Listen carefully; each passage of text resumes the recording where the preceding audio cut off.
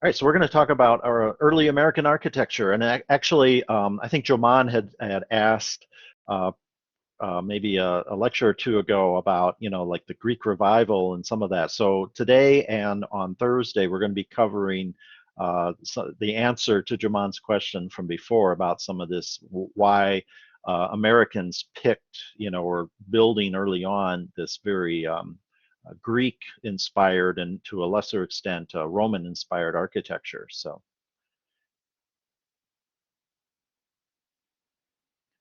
when the United States was formed, the American Revolution ended in 1783, and in 1788 the modern present U.S. Constitution was created. So we have this sort of transitional period. Of course, we declared our independence in 1776.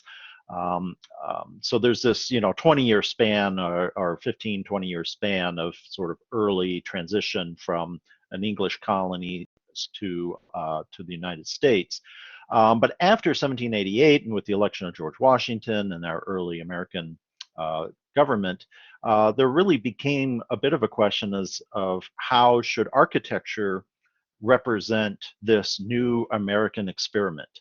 And I think people who lived in that time, and especially the leaders, really saw this as a monumental moment in world history, that we were trying a new form of government that had not really been used very often, certainly, and the best examples they could really look to were back to ancient Greece and Athens and to the early Roman Republican era.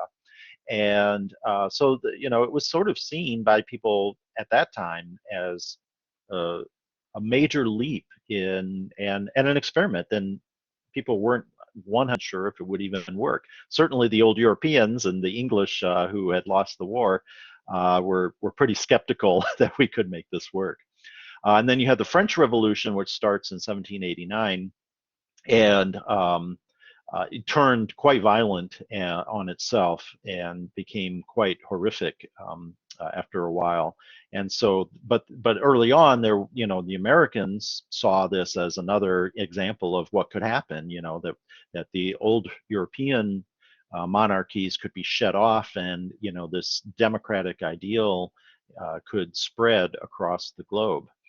And the French certainly were looking at sort of Greece and Rome as inspirations, and with our ties to France, especially through Thomas Jefferson, which you heard a little bit in the song, also we're really looking at inspiration from ancient Greece and Rome. And this is a view of Colonial Williamsburg in Virginia. And one of you, I'm not sure who's got the assignment for Virginia, one of you might actually talk about this. We didn't talk about it in our colonial architectural lecture, but this is pretty representative of the type of architecture that was produced or created in the English colonies, as we talked about a little bit. Essentially, the colonial architects and builders were bringing over the English manners and styles of architecture, especially heavily on Palladio, who I always got to mention Palladio here, at least in the first half of the semester. So, but with the radical break, with the revolution, there was a strong anti-English sentiment in the early years of the American experiment. And so, there was kind of a sense that, hey, we don't want to continue making English architecture. We want to shed that, and we want to create something that more identifies with what we're trying to do with this democratic experiment, and what could be that. And it's a slow transition, and like I said, we're going to talk about it a little bit today, and it carries over into our next lecture as well. And early on, Americans didn't completely shed themselves of Palladio, and so there is kind of an early continuation of Palladio's inspiration for a while, but that then transitions into a more Greek form of architecture and Roman kind of revival.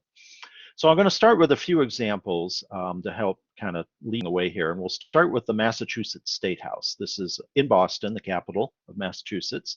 And this was started in 1795, finished largely in 1798 by architect Charles Bulfinch.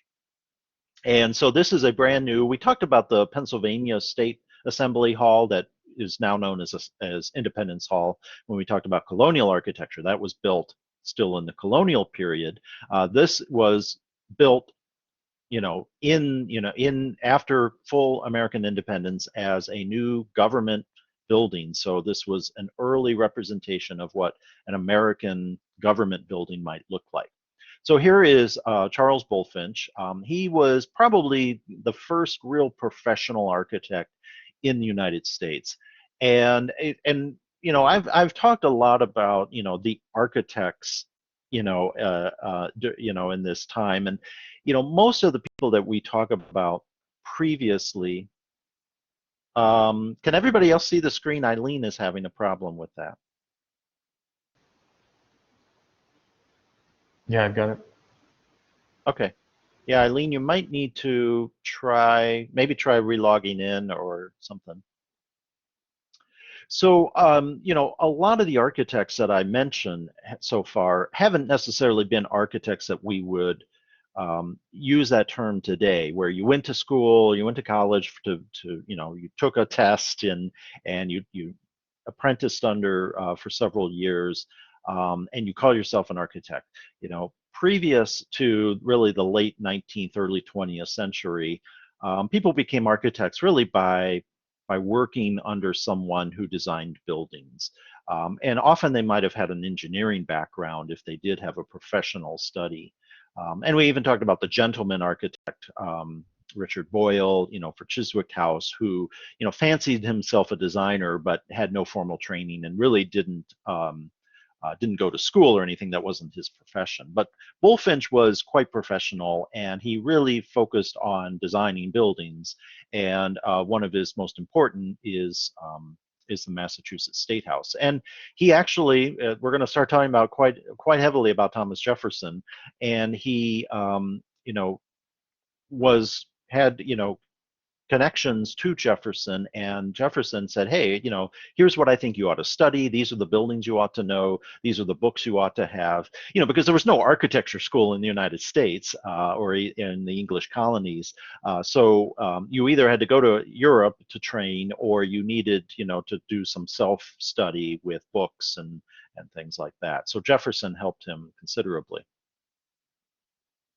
So here is a modern view of the Massachusetts State House, and the area we're talking about is the red brick and gold dome section. Now it's been expanded into two wings here in the white stone off to the side, but we're going to focus primarily, and I'll show you a historic view here, on the original building.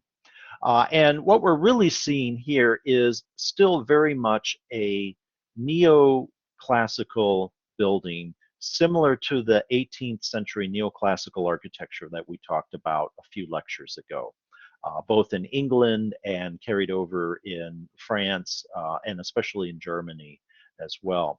And what I mean by that is that we have elements, classical elements. There is a colonnade here of classical, I can't remember if these are Corinthian or Ionic columns. We have entablatures, we have pediments, we have a sort of an arched loggia, but the elements aren't anything like the Romans or Greeks would have built.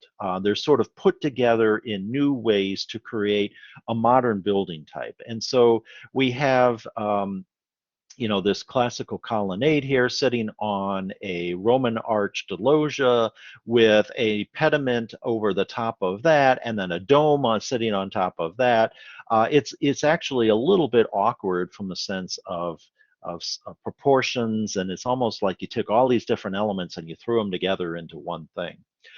There is a bit of a Palladian window right here, and in this next view, that's sort of a modern view but zeroes in on it, you can see really clearly here on the right side this essentially Neo-Palladian window.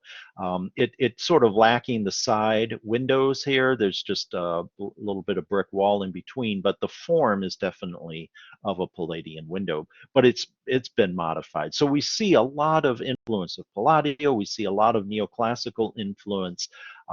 And this is similar, it's a carryover. It's a carryover from the kind of Neo-Palladian, neoclassical architecture, Adamesque architecture of Old England that was popular in the colonies, but hasn't yet broken out into something that will be, brand new American architecture yet. So speaking of Thomas Jefferson, that our musical segue brought us to, of course, one of his most famous works is Monticello outside of Charlottesville. He starts building it in 1768, so kind of still in the colonial era, but most of the work gets done in the after he comes back from France as ambassador during the Revolution, and he does a lot of the building and stuff during the early American period. So if your assignment is Virginia, you can't, both because I'm talking about it, but also because it really is more early American, you can't discuss Monticello. So here is Thomas Jefferson, a famous painting of him. And we talked a little bit about this before, that the Renaissance man, going all the way back to like Leonardo da Vinci and other wealthy persons who could afford the luxury of, doing studies and doing inventions and art and design. Jefferson fit that mold. He was an architect, but not a professional architect like Bulfinch. He had quite a bit of study that he did on his own, especially when he was in France, stationed in France during the Revolution as ambassador. But he didn't, go to school for it. He didn't, do this as his living. He was a landowner, a plantation owner, basically. And of course, he's one of the most important figures in American history. Third president, first Secretary of State, first or vice president under Adams. His presidency was one of the most consequential. Buying Louisiana territory, sending Lewis and Clark all the way to the Pacific Ocean, and so forth. But he was incredibly important in early American architecture as well. And Monticello was kind of his experiment. This is where it's his own house, so he is completely free to try things out and experiment. He comes back from France and settles back at his home estate here, Monticello, and he begins trying out things that he saw while he was in France. And I'll show you some examples as we talk a little bit here. So here's a nice aerial view. It's an incredible setting, on a hilltop in the sort of foothills of the Shenandoah Mountains, just like I say, just outside of Charlottesville. And we can already see it's a very Palladian-inspired estate. I'll have a couple of other views that you can see here, but if we look at this view of the house, there is a lot of connections between the house and Palladio, and especially his Villa Rotunda. We see a distinctive domed structure, and the way Palladio did domes, which is more the Roman Pantheon style rather than the tall dome like Brunelleschi did at the Florence Cathedral. We see a temple front portico that sticks out. We see entablatures over the windows and over the doorways. We see a nice balustrade, very much a Palladian villa. And of course, Jefferson would have had full access to Palladio's book, the 4 books of architecture, as well as other images and books that referenced Palladio as well. So there's no question there's a really strong direct link between Jefferson's Monticello and Palladio. And if we look at an aerial view of it, you get a sense of the Palladian villa as well. So here again is the main house. And then there's wings, almost loggia-like, that go off the main house to 2 wings on either side that create a kind of courtyard area here with a broad lawn, very much like the Palladian villas, like Villa Barbaro that he did. For sure. So really strong links to Palladio. And then you can see a little bit of the estate all around it. Mulberry Lane, Mulberry Row here, where some of the slave quarters, obviously, as a Virginia plantation owner, Jefferson, of course, owned slaves. One of the great hypocrisies of the, writer of the Declaration of Independence about liberty, and he never could free him from freeing his slaves and breaking from that. And in fact, here is a view. The slave quarters were long gone, but one of them was rebuilt to try to represent, of course, that history as well. So here is an elevation view of Monticello, and he largely finishes as in 1809. He was constantly adding on and tinkering throughout. So kind of what we see here. It dates from essentially 1889, and again we see a really Palladian style here with the pediment and the Pantheon style dome. Here's an elevation essentially of the same view. We see a little bit, these are the loggias that go out from the side. You can walk along the top, but there's also a walkway that's a little lower there. We see a little Roman arched loggia off the side there as well. And in plan, he begins to deviate a bit from Palladio and especially the Villa Rotunda in plan and in the interiors, as I'll show you in a moment. But we've got a portico on one side, and the opposite side we have this extension on the top where the parlor is. That's where the dome structure is. It's formally planned and laid out the way Palladio might, but he begins to do some unique things on the interior. Here we see a couple of views of the interior. This is the dining room. We see a broad archway. We see pediments over doors and windows and entablatures as crown moldings on the interior. That's pretty straightforward, but put this here properly. This view of the parlor is something quite unique to anything that Palladio and some of the 18th century Palladian-inspired architects had been doing, because this is the space that is under that dome that we saw from the exterior. But the ceiling in this room is flat. It is not domed. So he's breaking from that tradition. He's got a dome. There is a domed space, but it's part of an attic space up there. He doesn't fully express that on his interior. So it's a way that he begins to break away and try something different. And he'll continue those kinds of experiments and breaking away from Palladio much more directly in other projects beyond Monticello. And this is another view of the parlor. So again, we see that it has a flat ceiling that does not express the dome. But then he's got the more traditional pediment over the doorway here and pictures at the top of the walls. This is a view of his bedroom, another experiment here where he puts his bed in this sort of pass-through so he can, be in his bedroom and climb into the bed on the one side, and then on the other side is his, private study, and he can crawl out of bed. I don't know if he has an idea in the middle of the night or he can't sleep or first thing in the morning. He was constantly thinking and doing ideas and tinkering, so he could just crawl out right out of bed and right into his office space to work.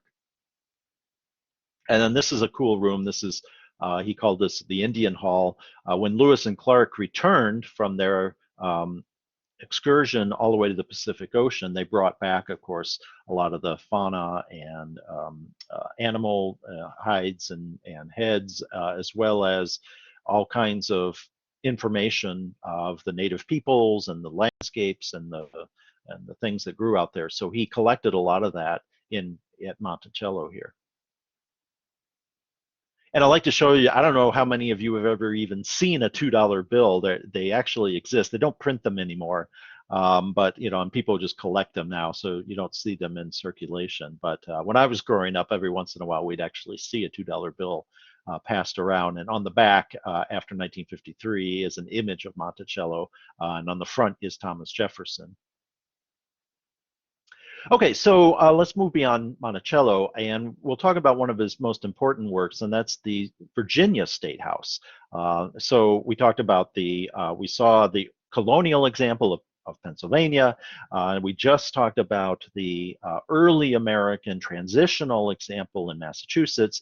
This is going to be the sort of way forward in early American architecture here in Virginia. In Richmond, the state capital. Construction started in 1785, finished in 88, and the designer was Thomas Jefferson. He is the architect for this. And this is a rendering view of it because, again, like we saw at Massachusetts, it's had extensions and wings. I'll show you that in a moment, but I want you to see the original design before we talk about, or show you how it looks today. And this is, as you can see, much more of a classical temple. It's actually more of a Roman-based temple.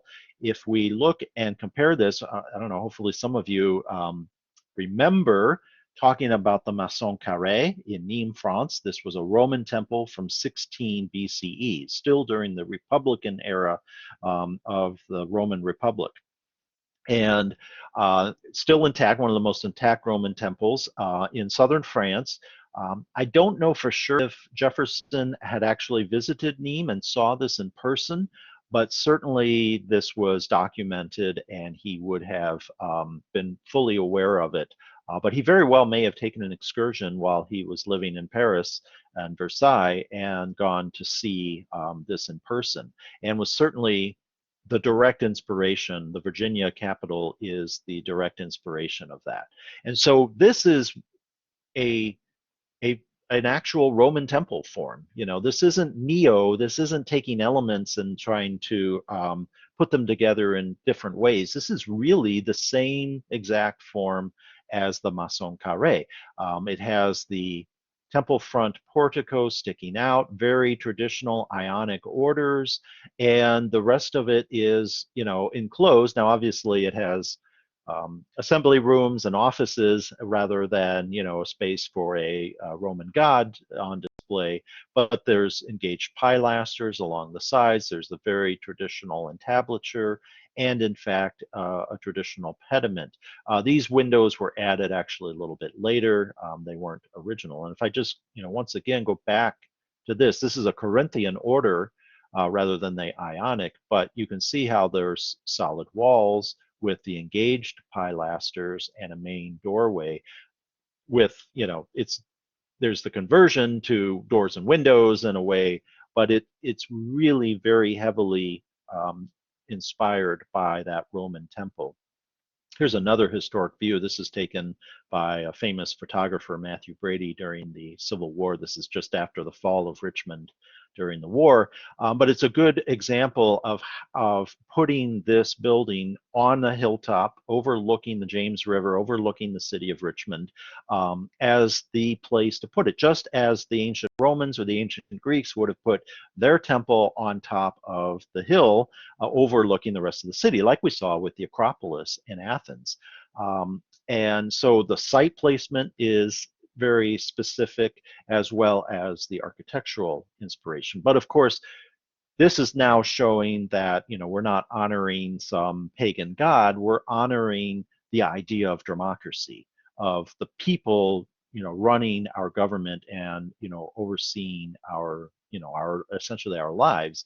And so there's a direct connection, but changing this from a pagan god to the idea of a republican form of government. And then this is how it looks today.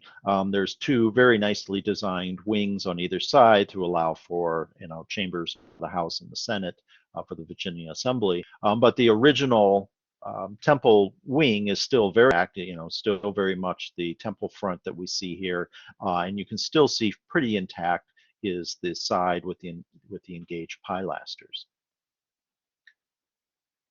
Now, the other great work of this era by Jefferson is the University of Virginia. This is in Charlottesville, so just outside, not far from his house at Monticello. In fact, he could see it from his windows at Monticello, and he could actually see it under construction and watched over things while they were building it. Construction started in 1819. And again, Thomas Jefferson was really one of the founders of the University of Virginia. This also represents his strong ideas for education, that the common public ought to be well educated, that we can't have a government of ourselves, of the people, if the people, aren't smart enough to actually make good decisions about who they elect. One could, certainly still debate whether that's true or not. But this was another aspect of our early government and our experiment, that we ought to have public education for young people as well as a higher education that still exists today, and was very different than the view in Europe at the time. So here is a modern view of the university. Of course, it's expanded well beyond what Jefferson had designed. In fact, the building at the far back here is a 20th century addition to the campus. But what we see here are the little pavilions along the side of the common green or quad, and then this hopefully looks a lot like the Pantheon, the Roman Pantheon here at the head of that. So there's a lot of Palladian planning that is happening here, but very much moving beyond just Palladio and really looking at Roman architecture as inspiration here. So if we look at an aerial view of the original campus, so here is that domed pavilion at the top. Here are the individual pavilions on either side, and in the center is this green or quad. The green or the quad isn't something that Jefferson had created. It was something even existed in New England. But to kind of create this strong unifying entity on a college campus is a Jeffersonian ideal that is picked up pretty much by almost every other major university through even into modern times, has some sort of common quad or green. Different schools call them different things, but this really originates at the university level with the University of Virginia and Thomas Jefferson. And it's a very Palladian idea, with the main structure here at the head, and these wings that stretch out to kind of create this courtyard in front, is still very Palladian in its concept. If we transpose that with a early drawing of the plan, we see again the rotunda at the head. We see the pavilions. The pavilions are linked with loges and with smaller rooms for the students. And the pavilions themselves were the housing for the professors of the different subjects that would be taught. And I think there would have been classrooms on the ground floor, and the professor and his family could have lived on the upper floor. Out back of those were gardens, so that the professors could grow their own food, fruits and vegetables and so forth, have chickens running around or something. And then beyond that were more pavilions where more students would have been housed. So this was an all-inclusive campus. There was student housing, there was housing for the professors, there was classrooms, the main pavilion here was the library and the main lecture hall, and then it was all focused around this central quad. And again, this planning ideal carries on across universities, even into the modern era. Here's some more drawings, a little bit of the gardens that were out back and some of the student housing pavilions. You'll notice these squiggly lines. I'll show you an image of those. These are garden walls that Jefferson designed to be curved rather than just straight, and I'll show you that in a moment. Here's a nice rendering, an early rendering of it, as it would have appeared, with the hills of the Shenandoah Mountains in the background. Very scenic setting. The pavilion at the head, and this open courtyard with the pavilions and loggia going around the side of it. So some more modern views. This is one of the pavilions, and you can see very much a Palladian or Roman temple front. This is in a Doric order, pretty true Doric order, with an entablature with the triglyphs and metopes that we would see on Doric temples. And then the loggia connecting these pavilions is also a classical order, with allows students and professors to walk protected from rain or bad weather, they can walk from pavilion to pavilion, and off of that are rooms for some of the students. Here's a few historic views or some black and white views. So here's another pavilion, Pavilion 3, and this has a Corinthian order. So again, you know, he's inspired more heavily by Roman architecture, but he's still got these references for Palladio, and so he can refer to some of his books by Palladio or on Palladio for direct inspiration to say, okay, how am I actually going to draw up this elevation? He would have referred to a lot of his reference books for this. The next one is Pavilion 4. This is, I think we just saw this. This is the Doric order. You can see a little more clearly here. Again, with a very traditional triglyphs and metopes for that. And here's the Serpentine garden walls. And the reason he did these curved like this, and this is part of his genius and his creativity, is that if you just built a straight wall out of brick, eventually, you know, it would start to lean and topple because it doesn't have much structural integrity to it. But when you do something curved like this, it actually provides quite a bit of structural integrity. And these are the original brick walls built, you know, in the early 1800s, overseen by Jefferson, and they still exist. They need a little, you know, maintenance of the mortar every so often, but you know, they've not fallen over or anything. They're in great shape. And then the main pavilion, also known as the Rotunda, this is a drawing of that on some graph paper. And you can see very, very much the geometries, the temple front, the Roman Pantheon dome. And if I show you the next image is an image of the Pantheon itself, you can see that it is almost a direct copy here. And one might say, well, gee, Jefferson isn't all that creative. He's just copying something that existed. But of course, that's true to an extent, except for the fact that he is, you know, coming up with this idea that ancient Rome ought to be the inspiration for this new American architecture. Here's an actual constructed view how as it looks today of the Rotunda. And so really very much taken from the inspiration of the Pantheon, but modified. This has windows in it. It has the classical entablatures over the doors and windows here. It's, you know, it's not a big hall for with statues of pagan gods. It's a big hall with, you know, rooms for study, you know, classrooms and or lecture hall and library. Here's a historic view of it from 1826, or actually it was built in 1826. This is probably early 20th century. This is the interior view. So this would have originally been both a grand lecture hall as well as, you know, space for library. You know, back in this day, classes were small, and the size of the school was small, so they would try to fit a lot of things into one building here. But it's a grand space, and the dome is exposed at Monticello. The dome is expressed on the interior. That would have let a lot of light and a lot of sound acoustics that would have supported someone giving a lecture in this space. And I want to finish with, this is actually a room that's been preserved. This was one of the class, or one of the student dorm rooms, I guess you could call it. This happened to be the room of Edgar Allan Poe, one of the great early American poets.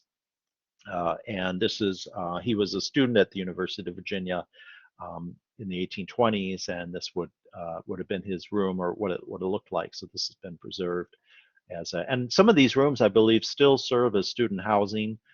You can, if you're a, you know, special graduate student, or got a special fellowship or something like that, you can actually stay in some of these rooms.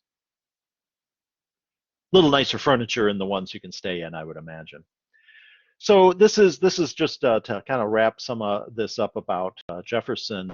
This is his tomb, and you know, for all the amazing things that he did and the contributions he made to early American politics and architecture and culture and science, he only wanted three things marked on his tombstone: that he was the author of the Declaration of Independence, he was the author of the Statue of Virginia, for religious freedom, and that he was the father of the University of Virginia. That was really, really important to him, that he essentially founded that university, had designed it, and thought that it was really important for young people to be educated, just as you are today, getting educated. So we're going to keep talking about Jefferson a little bit. He doesn't completely go away, but we'll kind of talk about some of the other architects and early designs of the Republic. Another great example is the Cathedral in Baltimore, started in 1806, finished in 1818 by architect Benjamin Henry Latrobe. And here is a view of Latrobe, looking very professorial. So he was, like Bulfinch, another early American professional architect. He was trained, he had an engineering background, but he also had some education on design, and he also taught others. As we'll see, there's another great architect we'll talk about that studied under Latrobe.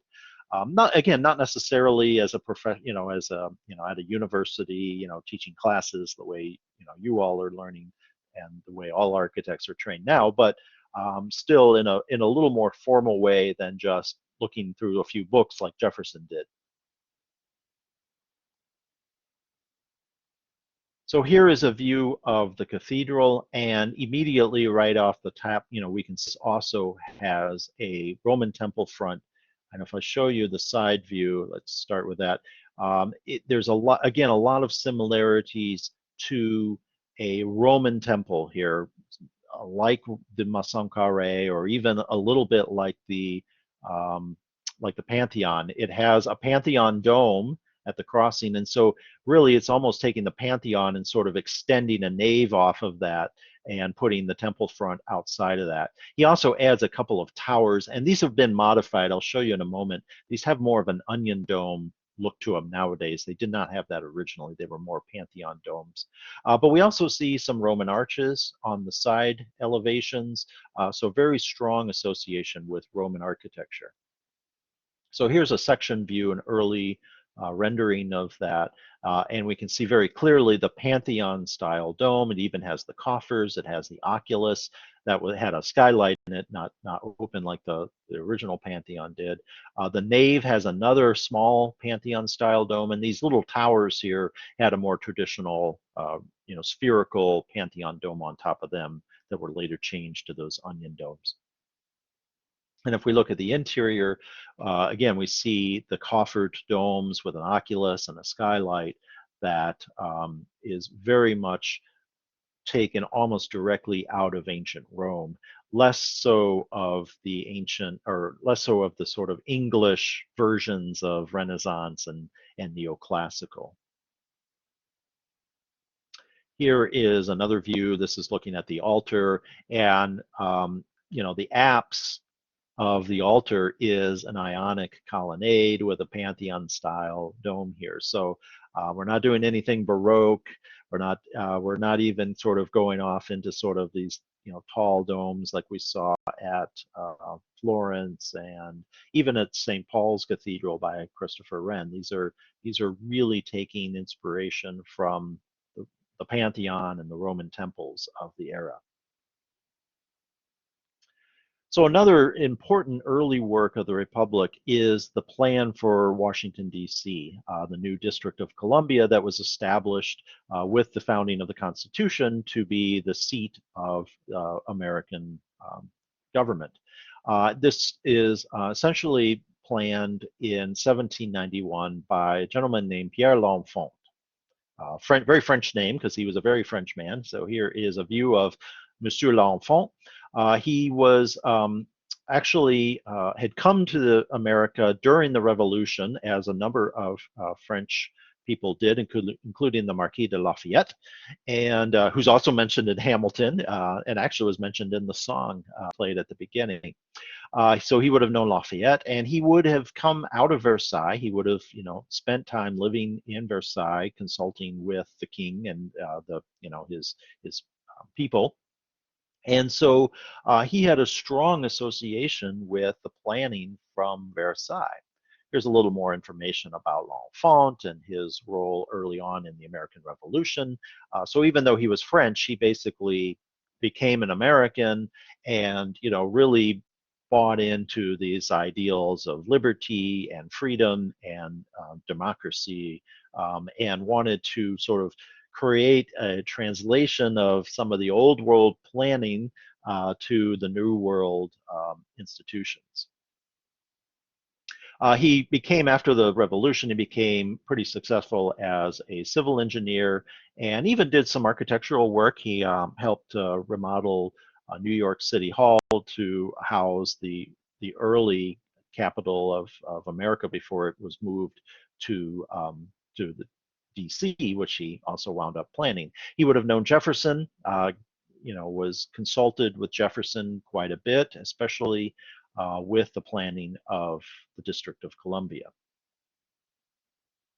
And so this is the plan that he essentially creates.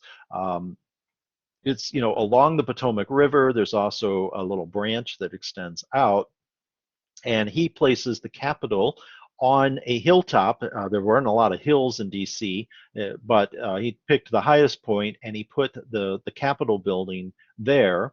And then the president's house was going to be on a cross axis with a wide, sort of what we call the mall, a wide public park essentially, connecting the two axes of the president's house and the Capitol building.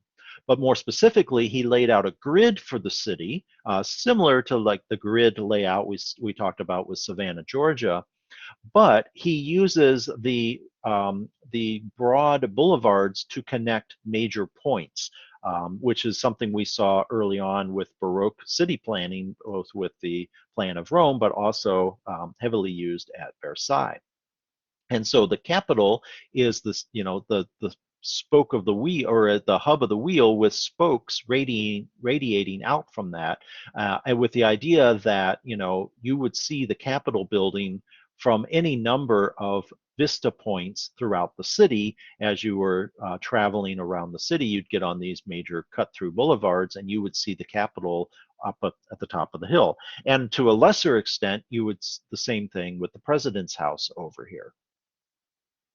And if we look at a modern aerial view of DC, we see that it was essentially built that way. The Capitol is over here on the right.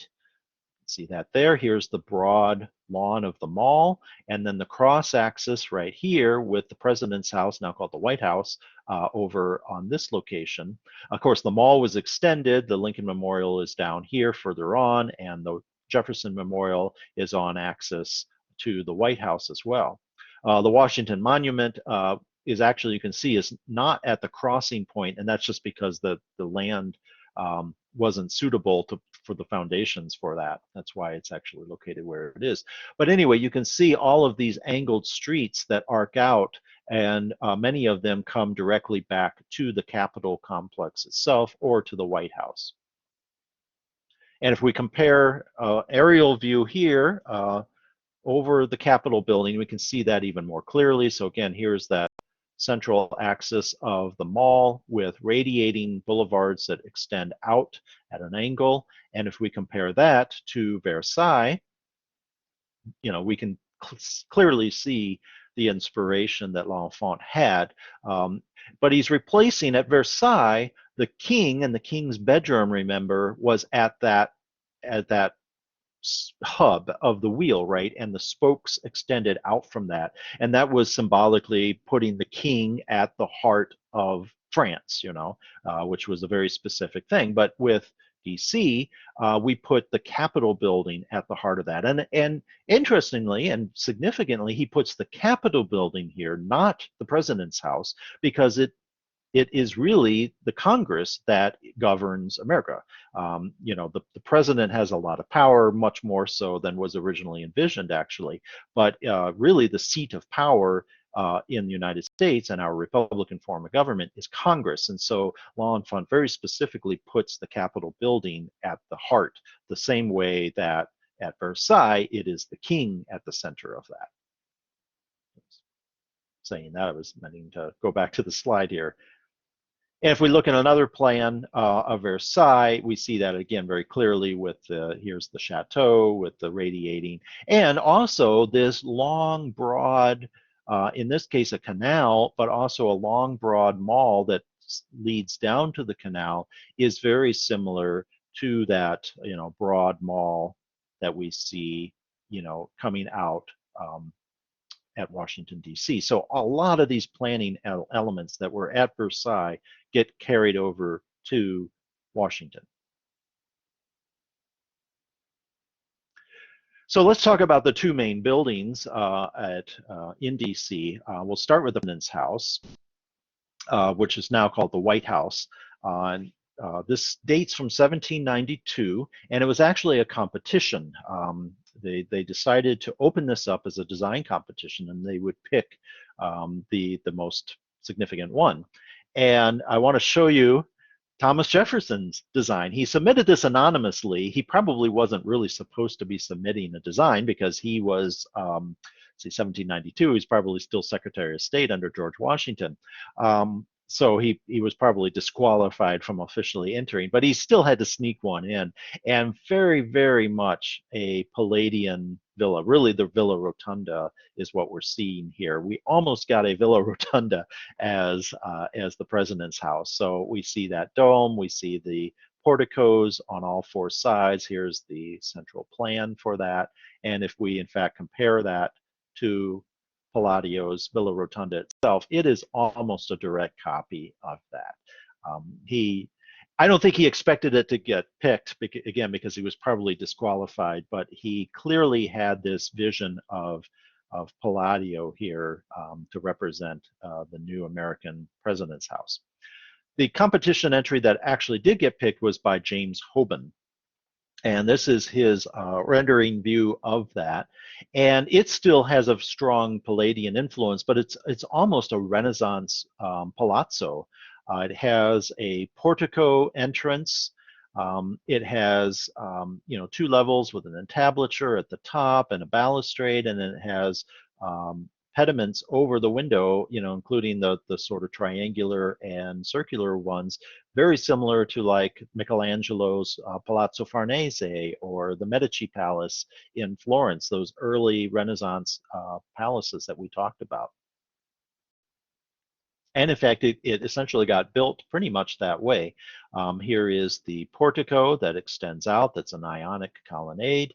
And then we see the balustrades, and we see, you can just make out behind these trees, we can see the entablatures over the windows and so forth. This is a view of the backside, and so pretty early on this is expanded, that it wasn't big enough, and Henry Latrobe and Thomas Jefferson teamed up between 1801 and 1809 during Jefferson's presidency, no less, to expand it. So Latrobe's version is the north facade, that's this side here, and so Jefferson and Hoban's design is here on the north side. Jefferson and Latrobe team up to expand it on the south side. And so this is the view that still exists today, carrying on Hoban's original design with the pilasters and even the pediments over the windows, but instead of a squared or rectangular portico, they put a curved portico on this side here.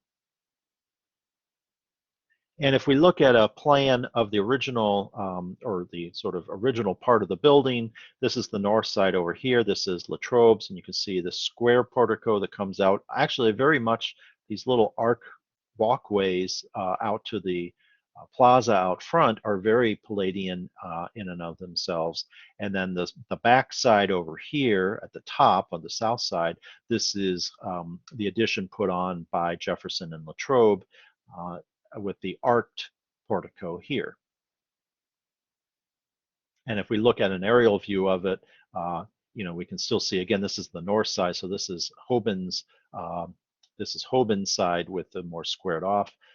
They've changed the walkways. Now there's a wide circular drive that leads up to the portico, but that still even has a Palladian effect to it, even though it's more modern. And of course, you can see the two wings. This is the west wing. This is the East Wing. The East Wing is the current residence. The West Wing is the offices, and the main building now really serves more a ceremonial purpose of receptions and formal dinners and state events and that sort of thing. And here's a plan of the whole complex. So here is the original White House at the center. We see very Palladian still. We see these wings that stretch out, or loggias that stretch out. With the West Wing on this side, that's where the Oval Office is. That's where the actual offices of the president are. And then on the East Wing over here, this is where the residence is. So this is where the president's family lives. And then there's this extensive gardens that stretch out that are kept private for his security. And oh, by the way, we call it, anyone know why we call it the White House, actually? Anyone know the story behind that? Little piece of trivia.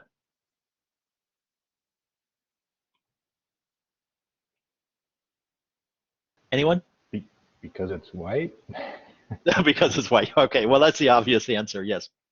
Well, originally it was built in stone, and the stone was kind of an off-white, and it wasn't called the White House until after 1814, when the British invaded during the War of 1812. They actually sacked Washington, and they burned the Capitol, and they burned the president's house. And because the stone got so covered in, burn marks and soot, they whitewashed it after they kind of rebuilt it and repaired it, and it's been whitewashed ever since. And so now it's a bright white, and when you whitewash, you keep doing that every so often, and so it always stays this bright white. And people just started calling it the White House instead of the president's house. So that's a little trivia behind that. That's why it's white, and that's why we call it that. All right, so the other, of course, great complex is the U.S. Capitol. This was designed also in 1792. The construction is built in over a longer period of time in phases, and would have later additions that we'll talk about as well. But construction essentially started in 1793, was largely done at the original portion by 1826. The architects we've seen two of the three right here. William Thornton, which is a new guy, but Benjamin Latrobe is involved again, and Charles Bulfinch gets involved. When you only have, in this early republic, we don't have a lot of professional architects, and so when you have a big project like this, most of them are going to get involved in that. So this is a computer rendering of the original design by William Thornton. Thornton is the one who won the competition to design the Capitol building. Most of it was built the way he envisioned, except for this really awkward dome on top here. He kind of had competing domes. He had a Pantheon-style dome with a colonnade out front, so this central wing was very Pantheon-inspired. But then he added this sort of open colonnade with another round dome on top of that to kind of serve as a stronger anchor point or visual anchor when you're coming down those radiating boulevards. And then there were two wings, one housing the House and one housing the Senate, that were connected by a grand rotunda in the center. So this competition wins 1792. Here is an image of George Washington laying the ceremonial cornerstone in 1793. Washington, as president, he served the first two terms, as an American president. He actually never lived or served in Washington, D.C. It was later named after him. It was just originally known as the District of Columbia. Now we kind of know it as Washington because of him, but he actually never served here because it wasn't completed until after he had served his two terms as president. And this is a rendering of this would be, I think, the Senate wing, if I'm not mistaken. They built the two wings first, and then they tried to infill the rotunda at the center, because of course you need the House, you need the Senate chambers before to actually occupy and actually run the government. So those were the two main focuses. And you can see, again, this is very much a Renaissance palazzo style. Even at the ground base are the more rusticated stonework, and then we have a belt course. and then a two-story colonnade with a balustrade at the top. We see those same circular entablatures over windows, very much like the Renaissance piazzas that we were seeing early in the semester. Here's another rendering view. So this is after the British had burned it in 1814 when they sacked the capital. And you can see that it was still incomplete. The rotunda at the center was still just raw brick. It had not been finished yet anyway. And so they did a similar thing that they did at the White House, at the president's house. You can see the burn marks from the fire. So they whitewashed the building, and it now today is a very white, bright white coloring, similar to the way the White House is. And here is an early photograph taken in 1846 of essentially the way the Capitol was completed about 20 years prior to this. So this is largely the design of William Thornton, but the portico and the domes were modified by Latrobe and Bulfinch a little bit later in the later stages of its completion. So the two wings, as we saw in those renderings, these are very much that Renaissance palazzos. These are essentially the designs that Thornton had come up with and that had gotten built during Thornton's lifetime. And then Latrobe and Bulfinch, kept a similar layout or design of the portico that Thornton had done, but they created a little wider.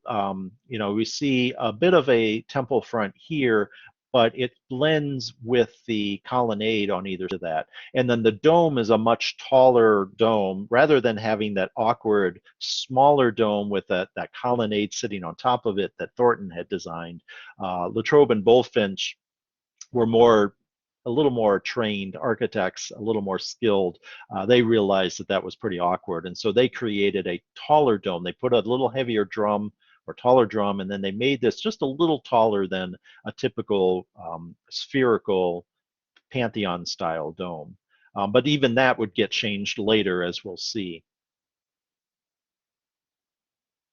So here is a plan of the original Capitol building as it was completed. So at the center is a massive rotunda underneath that dome. Here you can see that colonnade that was sticking out. And then on the right is the Senate chamber, and on the left is the House chamber, those two wings. And also the Supreme Court used to be housed. That's this little chamber on the top right is where the Supreme Court originally had its chambers as well. Now we've seen an extension. So starting in the 1850s, the Capitol expanded. Our country was expanding. The House and the Senate were getting bigger and bigger, and those two original chambers simply weren't big enough. And so two new wings were added beyond that, and a new dome was designed by Thomas Walter to replace the original dome. So not only did Thornton's dome not get built exactly as he designed it, but then Latrobe and Bulfinch's dome got replaced later by the dome we see under construction here in 1860. And we can see the two new wings are essentially done, but we can still see the original wings of Thornton. And famously, I should say, this is from 1860, famously, Abraham Lincoln, as president during the Civil War, he was encouraged to stop construction on the Capitol. And he said, no, we need to keep paying for this, even though we have to pay for this war to end the rebellion and reunite the country. Symbolically, it's important to finish this dome so that it's sort of a symbol that the country is still under construction and we are going to finish this, both physically at the Capitol, but also finish the experiment and stop this secession. So here is the plan of the Capitol as it is today. So we still have the Great Rotunda, except with a different dome on top. And the old Senate chamber is left intact. It's a space you can go in and visit when you take a tour of the Capitol. The old House chamber is now known as Statuary Hall, and there's the new House chamber over here on the left and the Senate chamber over on the right in these two wings, which of course have a lot more offices. And of course the Supreme Court has its own building, longer housed in the Capitol either.